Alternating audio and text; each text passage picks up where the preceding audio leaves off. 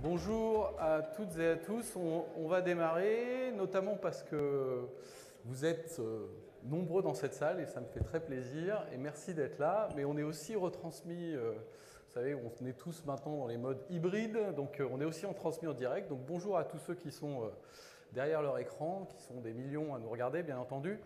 Et voilà, je voudrais vous remercier d'être présents pour cette 16e université d'été. Voilà, si je suis sur scène aujourd'hui, c'est parce que le sujet me tient à cœur. J'ai eu énormément de plaisir à le préparer. Bon, vous êtes un petit peu captifs, mais pour ceux qui sont derrière leur écran, je les invite à vraiment rester le plus longtemps possible parce que tous les intervenants ont des choses passionnantes à dire. Donc je suis très content d'animer cette université d'été. Aujourd'hui, on a un programme très chargé, donc ça c'est le petit message aux intervenants, respectez le timing, vous inquiétez pas, vous aurez des petites alertes sur les écrans pour faire ça. Merci d'être là, je voudrais remercier aussi, vous savez, GS1 c'est un écosystème très très large d'entreprises. Parmi ces entreprises, il y a des offreurs de solutions qui utilisent des standards GS1, qui aident les entreprises à les implémenter. Et c'est un écosystème important et parmi cet écosystème, il y en a certains qui ont très gentiment souhaité soutenir cet événement. Donc les voici, on a Agena 3000, B2P Web, Bayard Consulting, Edicote, Au Carré, Manage Artworks, Tenor et Tress1. Merci à eux, merci pour leur soutien pour cet événement. Encore une fois, je suis très content de retrouver partiellement en physique parce que c'est quand même, même si les gens sont encore masqués, quand même beaucoup plus agréable.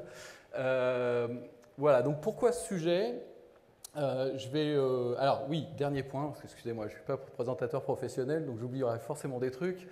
Voilà, vous pouvez poser vos questions, réagir dans la mesure du possible et dans la mesure du timing, on essaiera d'y répondre. On a très envie de faire en sorte que cet événement ne soit pas un événement juste d'aujourd'hui, mais qu'on puisse l'étaler un peu dans le temps, faire quelque chose après. Tout ce qui sera aujourd'hui diffusé pourra être disponible après sous format vidéo. Donc, mais n'hésitez pas à réagir et à poster des choses, que ce soit sur Twitter, LinkedIn et autres réseaux. On est retransmis en live, donc vous pouvez aussi, bien entendu, alors pas d'ici, mais les gens peuvent suivre cet événement. Voilà, ça c'est pour cette partie. Ensuite, on va passer à l'agenda. Comme chaque année, on a un peu deux moments. Un premier moment de la matinée où on aura quelques intervenants ici au pupitre, plutôt, je dirais, du monde, une vision un peu théorique, académique, qui vous partagera autour du sujet leur vision avec leur propre sensibilité et leur propre, je dirais, connaissances et expérience. Et puis après, une table ronde plutôt avec des gens du monde de l'entreprise pour essayer d'aborder, alors il y a une petite exception, mais pour essayer d'aborder un peu de manière plus concrète les enjeux de ce sujet. Alors le sujet des produits et des hommes. Pourquoi ce sujet? Je pense qu'il est né, alors je vais rendre à César ce qui appartient à César, c'est François Attali, que certains d'entre vous connaissent, qui a eu l'idée de ce sujet. Pourquoi ce sujet? Je pense qu'il est né d'un travail qu'on a entamé sur l'histoire un peu de GS1, parce que GS1 France, en tout cas, va avoir 50 ans l'année prochaine. L'idée même d'identifier les produits date d'il y a 50 ans à peu près pile. Et donc, ce produit et des hommes, moi j'aurais tendance à dire que le mot-clé, c'est un peu le « et », ce lien qui existe entre les produits et les hommes, et qu'au fil du temps, GS1, en tout cas ce qui le symbolise le plus, c'est-à-dire ce code barre, ce code qui identifie les produits, est devenu un lien entre les produits et les hommes. Voilà. Et quand on commence à creuser ce sujet, déjà on se rend compte que, je dirais, ce qui était l'intention d'il y a à peu près une cinquantaine d'années était issu d'une consommation qui se développait de manière rapide, une consommation de masse qu'on avait besoin d'automatiser. Aujourd'hui, on voit dans l'amorce d'un certain nombre de transformations.